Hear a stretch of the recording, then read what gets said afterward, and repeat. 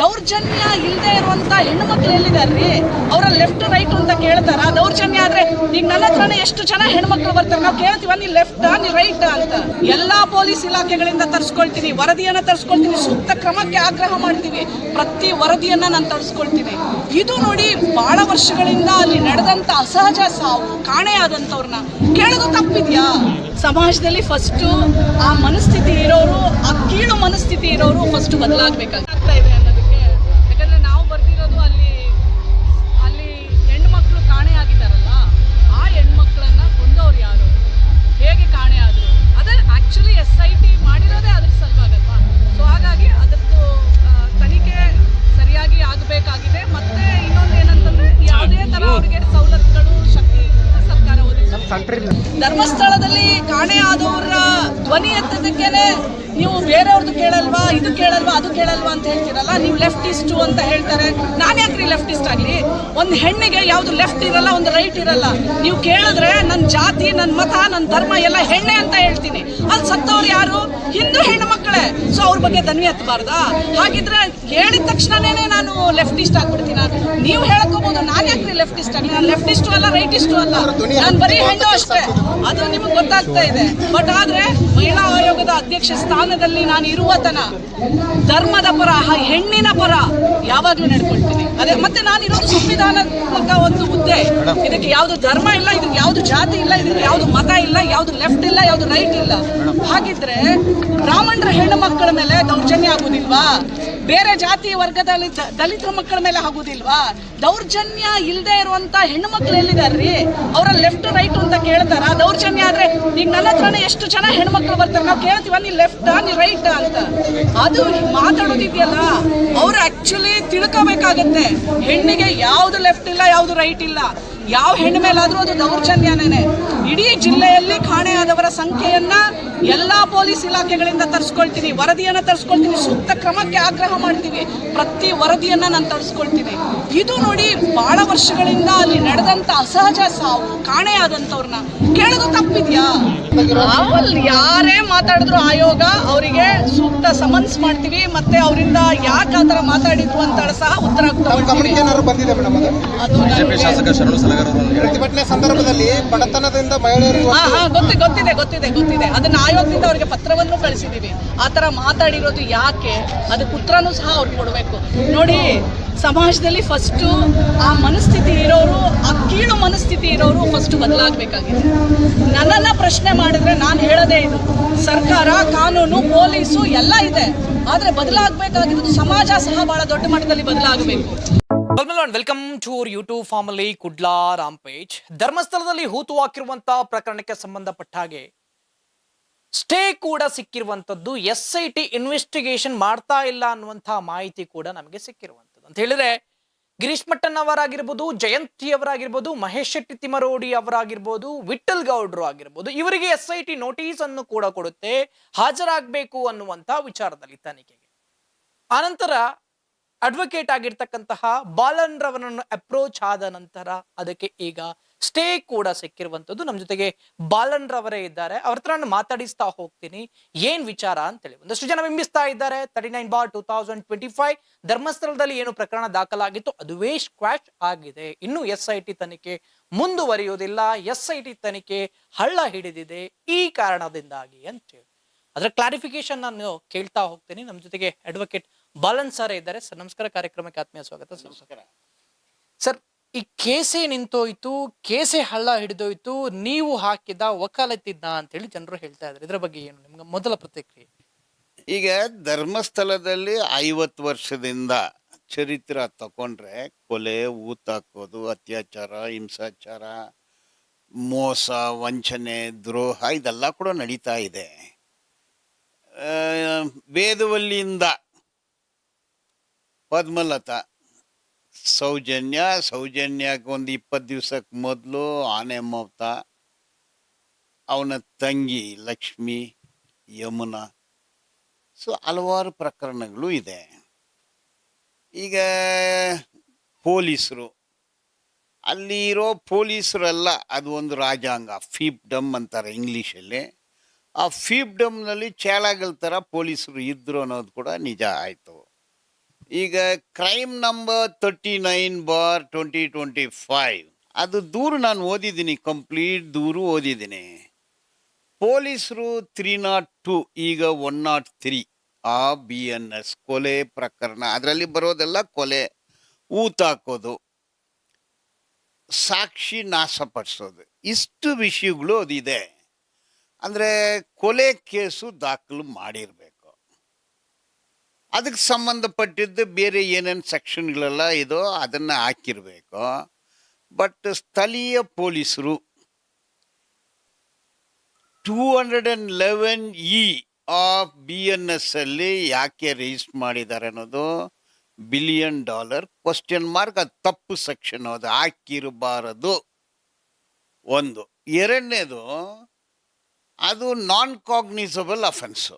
ನಾನ್ cognisable offence 174 subsection 1 ಪ್ರಾವಿಷೋ 1 ಪ್ರಕಾರ ದೂರುದಾರನ ನೀವು ದೂರು ಕೊಟ್ಟಿದ್ದೀರಾ, ಇದು ನಾನ್ ಕಾಗ್ನಿಸಬಲ್ಲು, ನೀವು ನ್ಯಾಯಾಧೀಶರು ಅಂದರೆ ಮ್ಯಾಜಿಸ್ಟ್ರೇಟ್ ಹತ್ರ ಹೋಗಿ ಆದೇಶ ಪಡೆದು ಬನ್ನಿ ಅಂದು ಪ್ರಾವಿಷನ್. ಅದು ಅದನ್ನು ಪೊಲೀಸರು ಮಾಡೋದಿಲ್ಲ, ಅವರೇ ಹೋಗ್ತಾರೆ. ಯಾಕೆ ಹೋದ್ರು? ಕಾನೂನು ಗೊತ್ತಿಲ್ವಾ? ಗೊತ್ತಿದ್ದು ಹೋದ್ರ ಅನ್ನೋದು ಇನ್ನೊಂದು ಪ್ರಶ್ನೆ. ಅವರೇ ರಿಜಿಸ್ಟರ್ ಮಾಡಿದ್ದಾರೆ, ಅದು ಕಾನೂನಿಗೆ ಬಾಹಿರ, ಕಾನೂನನ್ನು ಉಲ್ಲಂಘನೆ ಮಾಡಿದ್ದಾರೆ. ಅದನ್ನ ನ್ಯಾಯಾಧೀಶರ ಹತ್ರ ಹೋಗಿದ್ದಾರೆ, ಅವರು ಡೀಟೇಲ್ಡ್ ಸ್ಪೀಕಿಂಗ್ ಆರ್ಡರ್ ಬರಿಬೇಕು, ಅವರು ಪರ್ಮಿಟೆಡ್ ಅಂದು ಬರೀತಾರೆ. ಅದನ್ನು ಕೂಡ ನಾನು ಓದಿದೆ, ಅದು ಕೂಡ ಕಾನೂನು ಬಾಹಿರವಾಗೇ ಇದೆ. ಅದು ಹೆಂಗೆ ಮಾಡಿದ್ರು ಅನ್ನೋದು ಇನ್ನೊಂದು ಪ್ರಶ್ನೆ. ಸೊ ನಾನ್ ಕಾಗ್ನಿಸಬಲ್ ಅಫೆನ್ಸು ಅದರಲ್ಲಿ 183 BNSS ಅಡಿಯಲ್ಲಿ ಅವನು ಭೀಮಾದು ಸ್ಟೇಟ್ಮೆಂಟ್ ರೆಕಾರ್ಡ್ ಮಾಡಿದ್ದಾರೆ ನ್ಯಾಯಾಧೀಶರು. ಅದರಲ್ಲಿ ಕೂಡ ಕೊಲೆ, ಹಿಂಸಾಚಾರ, ಅತ್ಯಾಚಾರ, ಊತಾಕೋದೆಲ್ಲ ಇದೆ. ತದನಂತರ ಕೂಡ 211 ಏನೇ ಕಂಟಿನ್ಯೂ ಆಗುತ್ತೆ, ಅದನ್ನು ಕಾನೂನು ಉಲ್ಲಂಘನೆ ಮಾಡಿದ್ದಾರೆ. ನೋಡಿ, ಅದು ಎಲ್ಲರಿಗೂ ಒಂದು ಭರವಸೆ ಇತ್ತು, ಸಿಟ್ಟು ಏನೋ ಮಾಡ್ತಾರೆ ಎಂದು. ಈಗ ಈ ಸಂದರ್ಭದಲ್ಲೇ ಈಗ ಸಿಟ್ಟು ಕಾನ್ಸ್ಟಿಟ್ಯೂಟ್ ಮಾಡಿದ್ದು, ನಾನು ಕೂಡ ಮುಖ್ಯಮಂತ್ರಿಗೆ ಒಂದು ಮನವಿ ಕೊಟ್ಟೆ. ಆದರೆ ಕಾನ್ಸ್ಟಿಟ್ಯೂಟ್ ಮಾಡಿದ್ದು ರೆಫರೆನ್ಸು ವುಮನ್ ಕಮಿಷನ್ ಅವರು ಒಂದು ಡೀಟೇಲ್ಡ್ ಪತ್ರ ಬರೀತಾರೆ. ಆ ಪತ್ರವನ್ನು ಓದಿದರೆ ಗೊತ್ತಾಗುತ್ತೆ, ಅಲ್ಲಿ ಹಲವಾರು ಕೊಲೆ ಪ್ರಕರಣಗಳು ಆಗಿದೆ. 1983ನೇ ಇಸ್ವಿಯಲ್ಲಿ ಅಲ್ಲಿ ಕೊಲೆಗಳಾಗುತ್ತೆ, ಸಾವು ನೋವಾಗುತ್ತೆ ಎಂದು ಅಸೆಂಬ್ಲಿಯಲ್ಲಿ ರೈಸ್ ಮಾಡ್ತಾರೆ. ಆಮೇಲೆ ಉಗ್ರಪ್ಪ ಕಮಿಟಿ ಕೂಡ ನಿರ್ಣಯ ಆಗುತ್ತೆ, ಅದರಲ್ಲಿ ಅವರು ಕೂಡ ಬರೀತಾರೆ, ಇಲ್ಲಿ ಸಾವುಗಳು, ಹಿಂಸಾಚಾರ, ಅತ್ಯಾಚಾರ, ಊತಾಕೋದು, ಕೊಲೆ ಇದೆಲ್ಲ ನಡೀತಾ ಇದೆ ಎಂದು ರಿಪೋರ್ಟ್ ಇದೆ. ಒಂದು ಲಾಡ್ಜಲ್ಲಿ ಯಾರಾಗಲೂ ಹೋಗಿ ಸ್ಟೇ ಮಾಡಿದರೆ ID ಕಾರ್ಡ್ ಕೊಡಲೇಬೇಕು, ಲಾಡ್ಜಲ್ಲಿ ರಿಜಿಸ್ಟರ್ ಇರಲೇಬೇಕು, ರಿಜಿಸ್ಟರ್ ಮಾಡ್ತಾರೆ. ಅಲ್ಲಿ ಸ್ಟೇ ಮಾಡಿರೋರು ಸತ್ತೋಗ್ತಾರೆ. 424 ಹೆಣಗಳು ಬಿದ್ದಿದೆ. ಡಾಕ್ಯುಮೆಂಟ್ ಹೆಣಗಳು 74 ಲಿಸ್ಟ್ ಇದೆ. ಅದು 2002 2012 74 ಡಾಕ್ಯುಮೆಂಟೆಡ್ ಡೆತ್ಸ್. ಅವ್ರು ಕೇಳಿದ್ದಾರೆ, ಯಾರು ರೋಲ್ ಕಾಲ್ ಗ್ರೂಪ್ ಏನಿದ್ದಾರೆ, ಎಲ್ಲಿದೆ ದಾಖಲಾತಿ? ನನ್ನನ್ನೇ ಕೇಳಿದ್ದಾರೆ. ದಾಖಲಾತಿ ಇದೆ, ಇಟ್ಸ್ ಅ ಡಾಕ್ಯುಮೆಂಟೆಡ್ ಡೆತ್ಸ್ ಅಂದೇ ಹೇಳ್ತೀನಿ. ಆಗಸ್ಟ್ 6ನೇ ತಾರೀಕು SITನ ಪೊಲೀಸ್ ಸ್ಟೇಷನ್ ಅಂದು ಡಿಕ್ಲೇರ್ ಮಾಡಿ ಕೂಡ ಆದೇಶ ಆಗುತ್ತೆ, ಸೂಚನೆ ಬರುತ್ತೆ, ಅಧಿಸೂಚನೆ ಬರುತ್ತೆ. ಅಂದರೆ ಇಡೀ ಕರ್ನಾಟಕ ಚರಿತ್ರದಲ್ಲಿ SITಗೆ ಪೊಲೀಸ್ ಠಾಣೆ ಅಧಿಕಾರ ಕೊಟ್ಟಿರೋದು ಇದು ಧರ್ಮಸ್ಥಳದ ಪ್ರಕರಣದಲ್ಲಿ ಮಾತ್ರ ಅನ್ನೋದು ಕೂಡ ಸ್ಪಷ್ಟತೆ. ಅಂದರೆ ಸಿಟ್ ಅನ್ನೋದು ಏನಾಗಲಿ FIRಗಳು ನೋಂದಣಿ ಮಾಡ್ಬೋದು, ತನಿಖೆ ಮಾಡ್ಬೋದು. ಈ ಡಾಕ್ಯುಮೆಂಟೆಡ್ ಡೆತ್ಸ್ 74 ಇದೆ. ನನ್ನ ಪ್ರಕಾರ 74 FIR ರಿಜಿಸ್ಟರ್ ಮಾಡುವ ಅಧಿಕಾರ ಸಿಟ್ಟಿಗೆ ಇದೆ. ಆದರೆ ಕ್ರೈಮ್ ನಂಬರ್ 39/2025 ನೋಂದಣಿ ಮಾಡಿದ್ದು ಯಾವ ಪೊಲೀಸು? ಧರ್ಮಸ್ಥಳ ಪೊಲೀಸು. ಆ ಒಂದು FIR ಬಿಟ್ಟರೆ ಸ್ಪೆಷಲ್ ಪೊಲೀಸ್ ಸ್ಟೇಷನ್ ಒಂದು ಅಧಿಸೂಚನೆ ಆದ ನಂತರನೂ ಯಾಕೆ ಬೇರೆ ಮೊಕದ್ದಮೆ ರಿಜಿಸ್ಟರ್ ಮಾಡಿಲ್ಲ ಅನ್ನೋದು ಕೂಡ ಪ್ರಶ್ನೆ. ಆನ್ಸರ್ ಕೊಡಬೇಕಾಗುತ್ತೆ. ಯಾರು ಕೊಡ್ಬೇಕು ಅನ್ನೋದನ್ನ ಆಮೇಲೆ ಹೇಳ್ತೀನಿ ನಾನು. ಸೊ ಇದು 23/8/2025 ಏನೋ ಆಗ್ತಾ ಇದೆ. ರಾಡಾರು, ಎಕ್ಸ್ಯೂಮೇಷನ್ನು, ಎಕ್ಸ್ಕವೇಷನು, ಬುರುಡೆಗಳು, ಮೂಲೆಗಳು ಏನು ಸಿಗ್ತಾ ಇಲ್ಲ. ನಾನು ಕೂಡ ಹೇಳಿದೆ, ಈಗ ಬೋನ್ ಅನ್ನೋದು, ಮೂಳೆ ಅನ್ನೋದು ಫಾಸ್ಫರಸ್ಸು, ಪ್ರೋಟೀನು, ಕ್ಯಾಲ್ಶಿಯಂ ಅಷ್ಟೇ. ಅದು ಕೋರ್ಸ್ ಆಫ್ ಟೈಮಲ್ಲಿ ಅಡಿಪಿಕ್ ಆಸಿಡ್ ಅನ್ನೋದು ಒಂದು ಸೃಷ್ಟಿ ಆಗುತ್ತೆ ಆಟೋಮೆಟಿಕ್ ಆಗಿ. ಈ ಬೋನ್ ಡಿಸ್ಇಂಟಗ್ರೇಟ್ ಆಗಿ ಮಣ್ಣು ಅದು 200 ವರ್ಷ ಆದ್ರೇನೋ DNA ಕಂಡುಹಿಡ್ಬೋದು ಅನ್ನೋದು ಕೂಡ ವಿಷಯ ನಾನು ಹೇಳಿದ್ದೀನಿ. ಅದು ಕೂಡ ಮಾಧ್ಯಮಗಳಲ್ಲಿ ಬಂದಿದೆ. ಈಗ ಅದು ಏನಾಗಿದೆ ಅನ್ನೋದು ರಿಪೋರ್ಟ್ ಬಂದಿಲ್ಲ ನಮಗೆ. ತನಿಖೆ ಡಿರೈಲ್ ಆಗಿದೆ ಅನ್ನೋದು ಕಂಡು ಬರ್ತಾ ಇದೆ. ರೀಸನ್ನು ಒಂದು 9 ಸೆಕ್ಷನ್ನು ಅಳವಡಿಸ್ತಾರೆ. Crime number 39/2025 9 section ಅಳವಡಿಸ್ತಾರೆ.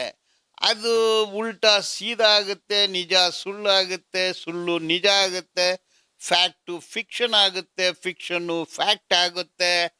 ಇದು ಗೊಂದಲಗಳು ಆಗಿದೆ. ಕಾರಣ ಸುಳ್ಳು ಪ್ರಕರಣ, ಸುಳ್ಳು ಸಾಕ್ಷಿ ಕೊಡೋದು, ಬೇರೆಯವ್ರನ್ನೇ ಶಿಕ್ಷೋದು, ಇದು ಎಲ್ಲನೂ ವಿಸಿಲ್ ಬ್ಲೋವರ್ಸ್ ಮೇಲೆ. ಅಂದರೆ ನ್ಯಾಯ ಬೇಕು, ಪ್ರಾಣಗಳು ನ್ಯಾಯ ಕೇಳುತ್ತೆ, ಜೀವಗಳು ನ್ಯಾಯ ಕೇಳುತ್ತೆ, ಸತ್ತವರು ನೊಂದವರು ನ್ಯಾಯ ಕೇಳ್ತಾರೆ.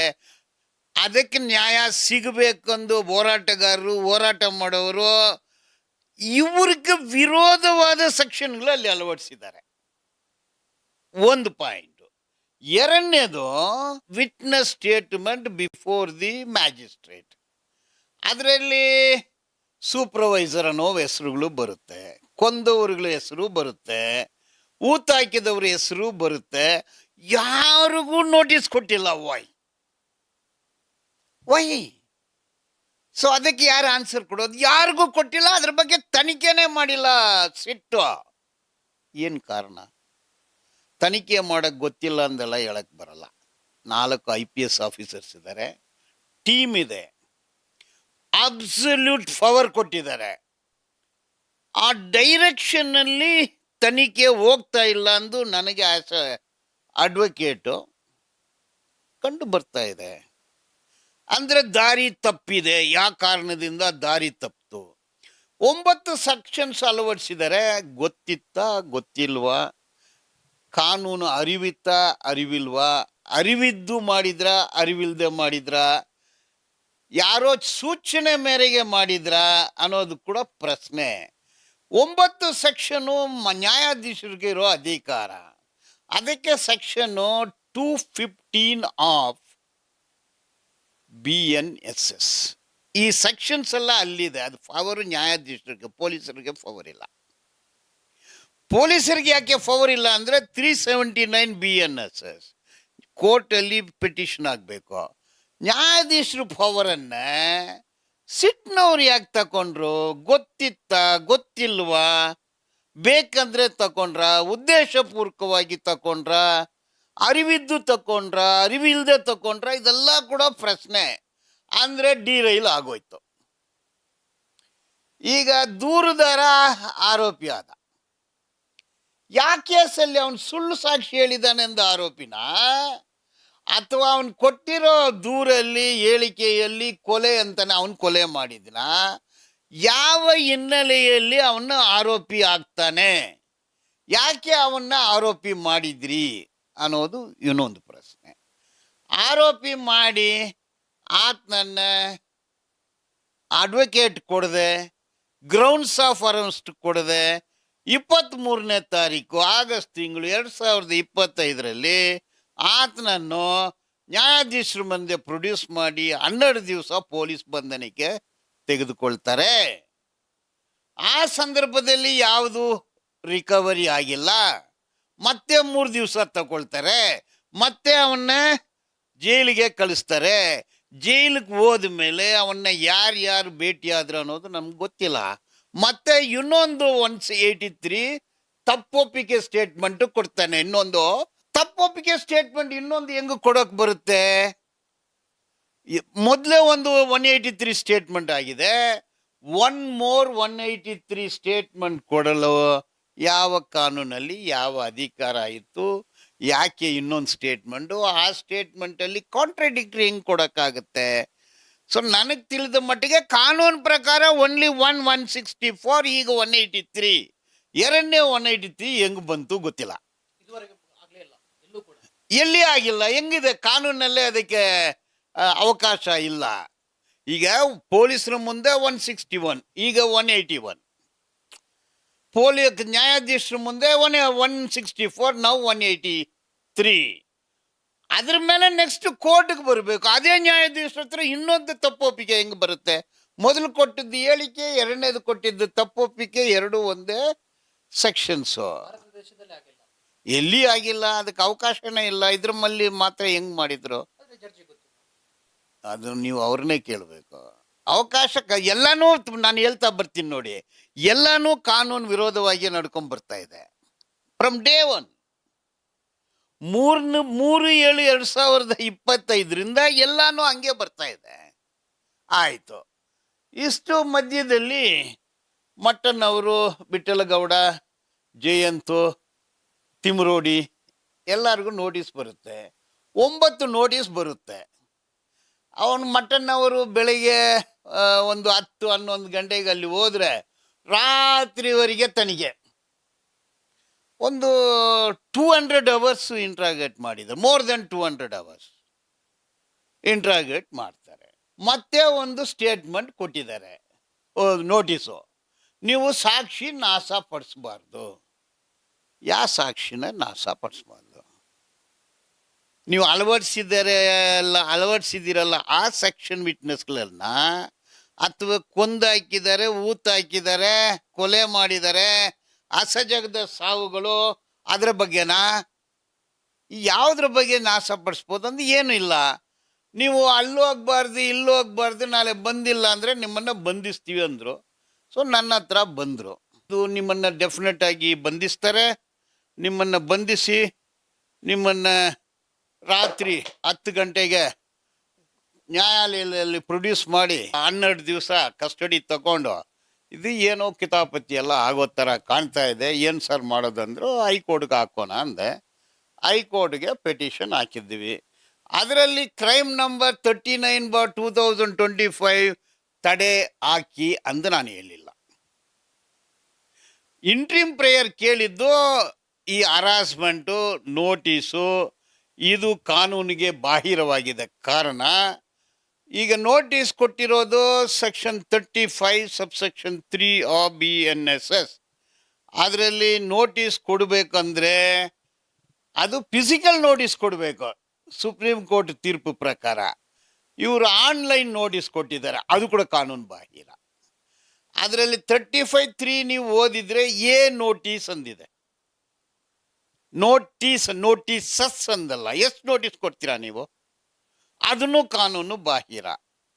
ಮತ್ತೆ ನಾನು ಹೇಳಿದೆ, ಉದ್ದೇಶ ನಾವು ಕ್ವಾಶ್ ಮಾಡಿ ಎಂದು ಕೇಳಿದ್ದೀನಿ. ಅದರಲ್ಲಿ ಕ್ರೈಮ್ ನಂಬರ್ 39 ಅಂದರೆ ಹಾಕಿಲ್ಲ, ಕೊಂದಾಕಿಲ್ಲ, ಅತ್ಯಾಚಾರ ಮಾಡಿಲ್ಲ ಅಂದಲ್ಲ.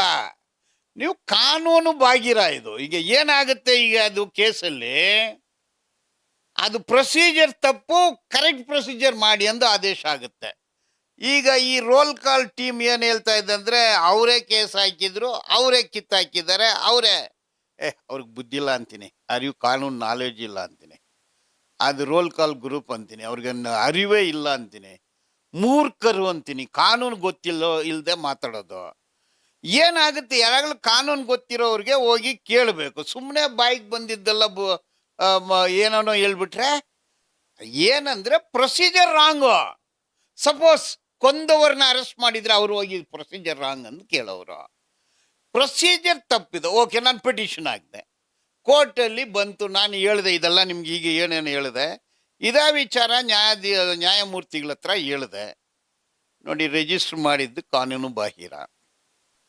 215 violation, 379 violation, 174 subsection 1 provision 1 violation, complete violation ಆಗಿದೆ, ಪ್ರೊಸೀಜರೇ ಸರಿ ಇಲ್ಲ ಅಂದು ನಾವು ಕೇಳಿದ್ದು. ನಮ್ಮ ಆದೇಶ, ನಾನು ಇರೋವರೆಗೆ ಆದೇಶ ಆಗಿದ್ದು ಡೋಂಟ್ ಅರಾಸ್, ಕಂಪ್ಲೀಟ್ ಕೇಸ್ ಇಲ್ಲಿ ಸ್ಟೇ ಆಯಿತು.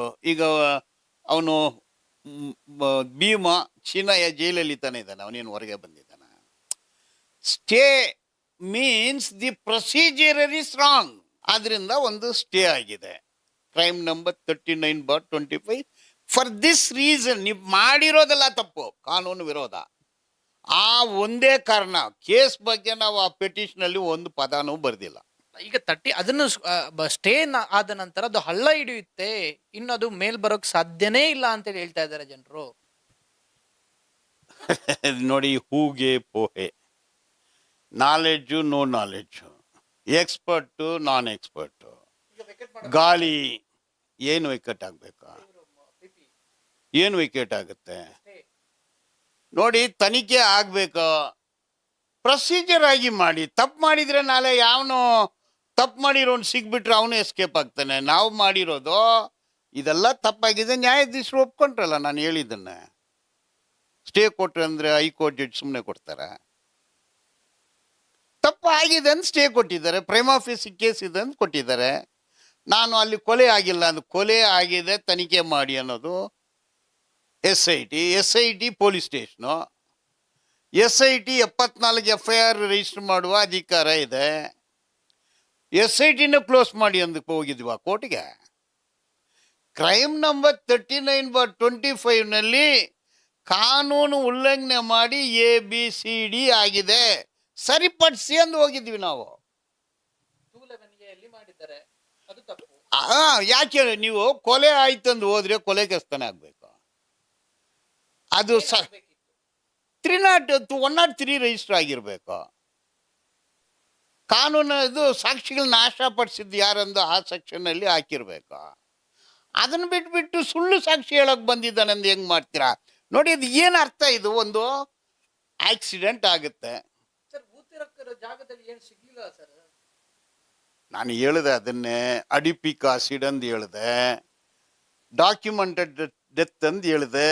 ಬೋನು ಬುರುಡೆ ಅನ್ನೋದು ಅದು ಒಂದು ಜಾಗದಲ್ಲಿ ಒಂದು 10 ಅಡಿ ಆಳ ತೋಡಿ ಮಾಡಿಲ್ಲ, ಎಲ್ಲೋ ಹಾಕಿದ್ರು, ಏನೋ ಆಯಿತು, ಅಲ್ಲಿ ಸುಮಾರು ನೀರುಗಳು ಬರ್ತಿತ್ತು, ವ್ಯಾನಿಷ್ ಆಯಿತು.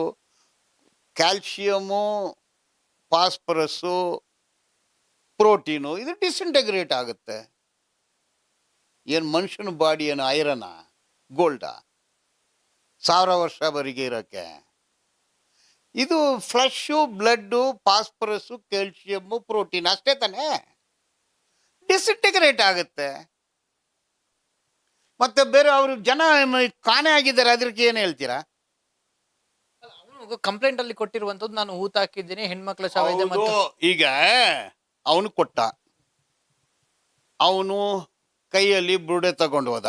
ನೀವು ಯಾಕೆ 15 ದಿವಸ ಡಿಲೇ ಮಾಡಿದ್ದು? ನೀವು 3ನೇ ತಾರೀಕು ಕಂಪ್ಲೇಂಟ್ ಕೊಟ್ಟ, 4ನೇ ತಾರೀಕಿಗೆ FIR ಆಯಿತು. ಸಿಟ್ಟು ಬರೋವರೆಗೆ ನೀವು ಯಾಕೆ ಹೋಗಿ ಎಕ್ಸ್ಯೂಮ್ ಮಾಡಿಲ್ಲ? ಡಿಲೇ ಯಾಕೆ ಮಾಡಿದ್ರು ಸ್ಥಳೀಯ ಪೊಲೀಸರು? ಅವನು ಹೇಳ್ದ ನೆಕ್ಸ್ಟ್ ಡೇ ಕರ್ಕೊಂಡು ಹೋಗ್ಬೇಕಲ್ಲ, ನೀವು ಯಾಕೆ ಹೋಗಿಲ್ಲ? ಮತ್ತೆ ಯಾಕೆ FIR ರಿಜಿಸ್ಟರ್ ಮಾಡಿದಿರಿ ನೀವು? ಅವನು ತನಿಖೆ ಯಾಕೆ ಮಾಡಿದ್ರು? ಬುದ್ಧಿ ಇಲ್ವಾ ನಿನಗೆ? ನಾನು ಬಂದು ಒಂದು ಕಂಪ್ಲೇಂಟ್ ಕೊಟ್ರೆ ತಗೊಂಡ್ಬಿಡ್ತೀರಾ ನೀವು? ನೋಡಿ, ಇಲ್ಲಿ ಒಂದು ಅಪಘಾತ ಆಗಿದೆ ಅಂದರೆ ಅಪಘಾತ ಆಗಿದೆ ಅಂತ ದೂರು ಕೊಡ್ತೀರಾ. ದೂರು ರಿಜಿಸ್ಟರ್ ಮಾಡಿ ಅದ್ರ ಹೋಗಿ ನೋಡ್ಬೇಕಾ ಅಪಘಾತ ಆಗಿದೆ ಇಲ್ವಾ ಅಂದು? ಸುಮ್ಮನೆ ಹಂಗೆ ಬಿಟ್ಬಿಟ್ರೆ 19 ದಿವಸ ಸಿಟ್ಟು ಬರೋವರೆಗೆ ಸ್ಥಳೀಯ ಪೊಲೀಸರು ಯಾಕೆ ಬಾಯಿ ಮುಚ್ಕೊಂಡಿದ್ರು? ನೋಡಿ, ಎಲ್ಲಾನು ಪ್ರೊಸೀಜರ್ ಇಲ್ಲಿ ತಪ್ಪು ಮಾಡ್ಕೊಂಡು ಹೋಗಿದ್ದಾರೆ. ಯಾಕೆ? ಈಗ ನಾನು ಬಾಲನ್ ಹೇಳ್ತಾ ಇಲ್ಲ, ಇದೆಲ್ಲ ಕೋರ್ಟ್ಗೆ ಹೇಳಿ ಸ್ಟೇ ಆಗಿರೋದು. ಅಲ್ಲ, ಈಗ ಬುರುಡೆ ತಂದಿರುವಂತದ್ದು ಚಿನ್ನಯ್ಯ ಅಲ್ಲ, ಬೇರೆಯವರು ತಂದಿರುವಂತದ್ದು. ಸೊ ಬುರುಡೆ ತಂದಿರುವಂತದ್ದು ನಾನೇ ಅಂತೇಳಿ 183 ಫಸ್ಟ್ಗೆ ಹೇಳಿದ್ದಾನೆ. ನಂತರದಲ್ಲಿ ಎರಡು ಬಂತು, ಅದನ್ನ ಆವಾಗಲೇ ಆನ್ಸರ್ ಕೊಟ್ಟನಲ್ಲ. ಎರಡು ಸ್ಟೇಟ್ಮೆಂಟ್ ಹೆಂಗ್ ಬಂತು? ಆಗ ಇನ್ವೆಸ್ಟಿಗೇಷನ್ ಬುರುಡೆ ತಂದಿದ್ದಾನೆ, ಮೂಳೆ ತಂದಿದ್ದಾನೆ, ಅದು ಮನುಷ್ಯರ್ದ ಇಲ್ಲ ಟಾಯ, ಅದು ಬೊಮ್ಮೆನ? ಇದೆಲ್ಲ ಏನೂ ರಿಪೋರ್ಟ್ ಇಲ್ಲ, ಎಲ್ಲ ಮಾಧ್ಯಮದಲ್ಲಿ ಹೂಗೆ ಹೋಗೆ ಸಿಟ್ನವ್ರು ಕೊಟ್ಟಿದ್ದಾರೆ, ಸ್ಟೇಟ್ಮೆಂಟ್ ಕೊಟ್ಟಿದ್ದಾರ. ಅದರ ಆಧಾರದ ಮೇಲೆ ಬುರುಡೆ ತಂದವರು ಇವರು ಅನ್ನುವಂತ ವಿಚಾರದಲ್ಲಿ ಇವರ ಮನೆಯಲ್ಲಿ ಅವ್ರ ಮೇಲೆ ಮಲೆಗ ನೋಡಿ, ಬುರುಡೆ ಅಂದ್ರೆ ಏನು? ಮರ್ಡರ್ ಅಥವಾ ಸೂಸೈಡ್ ಅಥವಾ ಆಕ್ಸಿಡೆಂಟು ಅಥವಾ ನ್ಯಾಚುರಲ್ ಡೆತ್, 4 ತಾನೆ. ಯಾರ್ದದು? ಎಲ್ಲಿಂದ ತಂದ? ಅದನ್ನ ಯಾಕೆ ನೀವು ಸುಮ್ಮನೆ ಇದ್ರಿ? 19 ದಿವಸ ಸಿಟ್ಟು ಬರೋವರೆಗೆ ನೀವು ಯಾಕೆ ಸುಮ್ಮನೆ ಇದ್ರಿ? 4 ಜನ IPS ಆಫೀಸರ್ಸು ಇಂಟ್ರಾಗೇಟ್ ಮಾಡಿದ್ರು ಅವನ್ನ. ತದನಂತರ ಎಕ್ಸಿಕ್ಯೂಷನ್ ಆಯಿತು. ಆಗ ಇಂಟ್ರಾಗೇಷನ್ ಮಾಡಿದಾಗ IPS ಆಫೀಸರ್ಗೂ ಇವನು ಸುಳ್ಳು ಹೇಳ್ತಾನೆ ನಿಜ ಹೇಳ್ತಾನೆ ಏನು ಗೊತ್ತಿಲ್ವಾ? ಹಾಗಾದ್ರೆ ನೀವು IPS ಆಫೀಸರ್ನ ಇನ್ನೋಸೆಂಟ್ ಅಂತೀರಾ? ಒಂದು ಸ್ಟೇಜಲ್ಲಿ ದಾರಿ ತಪ್ಪೋಯ್ತು. 23/8/2025 ದಾರಿ ತಪ್ಪೋಯ್ತು. ಆದ್ರೆ ತಪ್ಪಿದ ದಾರಿ ಯಾವ ರೀತಿಯಾಗಿ ತಪ್ಪಿದೆ ಅನ್ನುವಂತ ವಿಚಾರದಲ್ಲಿ ತನಿಖೆ ಹೇಗೆ, ಇದನ್ನು ಕೋರ್ಟಿನ ಮನವರಿಕೆ ತರ್ತೀರಾ? ಅವ್ರು ಏನು, ಈಗ ನಾವು PIL ಹಾಕಿದ್ವಿ, ಅದು ಕೋರ್ಟ್ಗೆ ಬರಲಿ. ಇದೇ ವಿಚಾರಕ್ಕೆ ಹಾಕಿದ್ವಿ, ಎಲ್ಲ ವಿಚಾರವೂ ಬರ್ದಿದ್ವಿ, ಒಂದು ವಾಲ್ಯೂಮ್ ಮಾಡಿ ಹಾಕಿದ್ವಿ.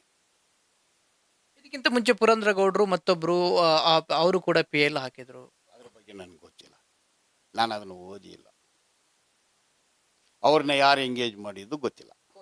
ಖೋಸ್ಲಾ ಅಂದರೆ ಸುಪ್ರೀಂ ಕೋರ್ಟ್ ಲಾಯರಾ? ಅವ್ರು ನೋಡೇ ಆವತ್ತೇ ಆನ್ಲೈನಲ್ಲಿ ನಾನು ನೋಡಿದ್ದು.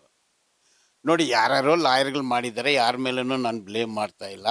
ನಾನು ರಿಟ್ ಹಾಕಿದ್ದು ನಾನು, ಅದು ಸುಳ್ಳಂತೀರಾ? ಸ್ಟೇ ತಗೊಂಡಿದ್ದು ಅವ್ರನ್ನ ಅರೆಸ್ಟ್ ಮಾಡಬಾರ್ದು ಅನ್ನೋದು ವಾದ ಮಾಡಿದ್ದು ಯಾರು? ನಾನೇ. PIL ಯಾರು ಹಾಕಿದ್ದಾರೆ? ನಾನೇ. ಅಷ್ಟು ಮಾತ್ರ ಗೊತ್ತು. ಈಗ ಚಿನ್ನಯ್ಯನನ್ನು ಅಟ್ಲೀಸ್ಟ್ ಹೊರಗೆ ತಂದ್ರೆ ಸರ್ ಒಂದಷ್ಟು ಸತ್ಯವನ್ನಾದ್ರೂ ಹೇಳ್ತಾನೆ. ಚಿನ್ನಯ್ಯಗೂ ನನಗೆ ಏನು ಸಂಬಂಧ ಇದೆ? ಆ್ಯಸ್ ಎ ಲಾಯರ್ ನನ್ನ ಹತ್ರ ಬಂದರು, ನಾನು ರಿಟ್ ಪೆಟಿಷನ್ ಹಾಕಿದೆ. ಚಿನ್ನಯ್ಯನ ನಾನು ನೋಡೇ ಇಲ್ಲ, ಅವ್ನು ನನ್ನ ಹತ್ರ ಬಂದೇ ಇಲ್ಲ. ಬರ್ದೆ ನಾನು ಹೋಗಿ ಮನೆಗೆ ಹೋಗಿ ಕೇಸ್ ಕೊಡಿ ಅಂದು ಹೋಗ್ಬೇಕಾ? ಸತ್ಯ ಬೇಕಲ್ಲ ಸರ್. ನೀವೆಲ್ಲ ಮಾಡಿ, ನೀವು ಮಂಗಳೂರಿನವ್ರು ತಾನೆ, ಸತ್ಯ ಬೇಕಂದು ಮಾಡಿ. ನಾನು ಬೆಂಗಳೂರಿನವನು, ಮಂಗಳೂರಿಂದ ಇಲ್ಲಿಗೆ ಬರಬೇಕಲ್ಲ. ಅದಕ್ಕೆ ಯಾರು ಸಂಬಂಧಪಟ್ಟವರು ಬರಬೇಕು, ಅವರು ನಿಜವಾದವರಾಗಿ ಇರಬೇಕು.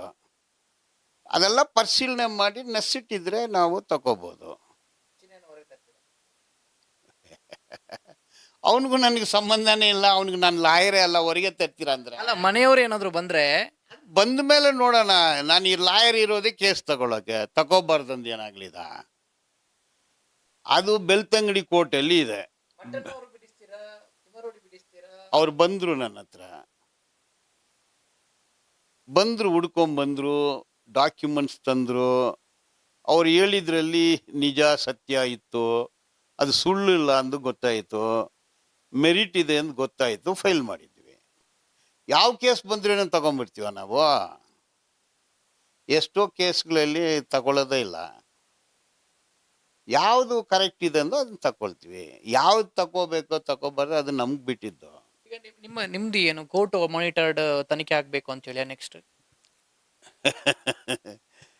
ನೀವು ಕೇಳಿದ್ದಕ್ಕೆಲ್ಲ ಹೇಳಿದ್ದೀನಿ, ಇಲ್ಲೇ ನಿಲ್ಸಿ. ನೀವು ಅದು ಏನಾಗುತ್ತೆ ಫೈಲ್ ಮಾಡಿದ್ವಿ, ಕೋರ್ಟ್ ಏನು ಮಾಡ್ತಾರೆ ನೋಡೋಣ. ಮುಂದೆ ಹೇಗೆ ಅಂತ ಹೇಳಿ, ಒಂದು ವೇಳೆ ಕೋರ್ಟ್ ಡೈರೆಕ್ಷನ್ ಕೊಡುತ್ತೆ ಸರ್, ಸರಿಯಾದ ರಿಪೋರ್ಟ್ ಅನ್ನೇ ಕೊಡ್ತಾರೆ ಅಂತ ಹೇಳಿ ಏನ್ ಗ್ಯಾರಂಟಿ? ನೋಡಬೇಕು, ಎಲ್ಲಾನು ಸಸ್ಪೆಕ್ಟ್ ಮಾಡೋಕ್ಕಾಗಲ್ಲ. ಸುಮಾರು ಕೇಸ್ಗಳಲ್ಲಿ ಬಿಲ್ಕಿಸ್ ಬಾನೋ ಕೇಸಲ್ಲಿ ಕನ್ವಿಕ್ಷನ್ ಆಗಿದೆ. ಹೊರಗೆ ಬಂದರು ಮತ್ತೆ ಒಳಗೆ ಹಾಕಿದ್ರು. ಸುಮಾರು ಪ್ರಕರಣದಲ್ಲಿ ಈಗ ಶ್ರದ್ಧಾನಂದ ಕೇಸಲ್ಲಿ ಲೈಫ್ ಸೆಂಟೆನ್ಸ್ ಆಗಿದೆ, ಪೊಲ್ಲಾಚಿ ಕೇಸಲ್ಲಿ ಆಗಿದೆ, ನಿರ್ಭಯ ಕೊಲೆ ಕೇಸಲ್ಲಿ ಹ್ಯಾಂಗಿಂಗ್ ಆಯಿತು. ಸೊ ಇದು we have to try. But ಸುಮ್ಮನೆ ಇರೋಕ್ಕಾಗತ್ತಾ?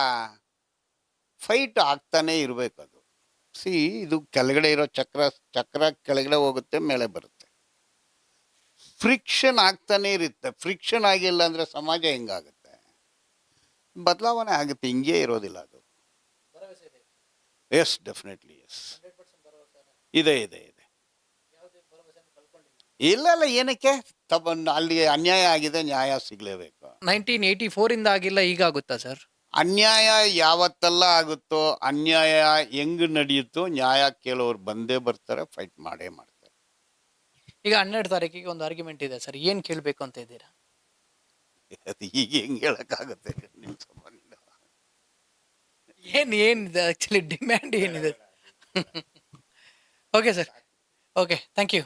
ಸೊ ಇದಿಷ್ಟು ಅಡ್ವೊಕೇಟ್ ಆಗಿರ್ತಕ್ಕಂತಹ ಬಾಲನ್ ರವರು ಕೂಡ ಮಾತಾಡಿರುವಂತಹ ಮಾತು. ಅಂತ ಹೇಳಿದ್ರೆ ಖಂಡಿತವಾಗ್ಲೂ ಇದನ್ನು ಸ್ಕ್ವಾಶ್ ಮಾಡೋಕೆ ನಾವು ಹೋಗಿಲ್ಲ. SIT ಅವರು ಸರಿಯಾದ ಹಾದಿಯಲ್ಲಿ ಹೋಗ್ತಾ ಇರಲಿಲ್ಲ, ಸರಿಯಾದ ಹಾದಿ ಇದು ಅನ್ನುವಂತ ವಿಚಾರದಲ್ಲಿ ನಾವು ಕೋರ್ಟಿಗೆ ತಿಳಿಸಿದ್ದೀವಿ. ಕೋರ್ಟ್ ಕೂಡ ಅದನ್ನು ಎತ್ತಿ ಹಿಡಿದಿದೆ. ಇನ್ನು ಸರಿಯಾದ ಹಾದಿಯಲ್ಲಿ ಹೋಗುವಾಗೆ ಖಂಡಿತವಾಗ್ಲೂ ನಾವು ಮಾಡ್ತೀವಿ. ಇದಕ್ಕೆ ಮಹಿಳಾ ಆಯೋಗ ಕೂಡ ಸಪೋರ್ಟ್ ಅನ್ನು ಕೊಟ್ಟಿದೆ. ಅದು ಅಲ್ಲದೆ ಕುಸುಮಾವತಿ ಅವರು ಒಂದು PL ಅನ್ನು ಹಾಕಿದ್ದಾರೆ. ಅಂತ ಹೇಳಿದ್ರೆ 74 ಡಾಕ್ಯುಮೆಂಟ್ಸ್ ಇದ್ದಂತ ಅಂತ ಹೇಳಿದ್ರೆ ನಮ್ಗೆ ಗೊತ್ತಿದೆ, ಬಟ್ ಅಲ್ಲಿ ಸರಿಯಾದ ಪ್ರೊಸೀಜರ್ ಆಗಿಲ್ಲ. ಈ ರೀತಿಯೆಲ್ಲ ಆಗಿದೆ.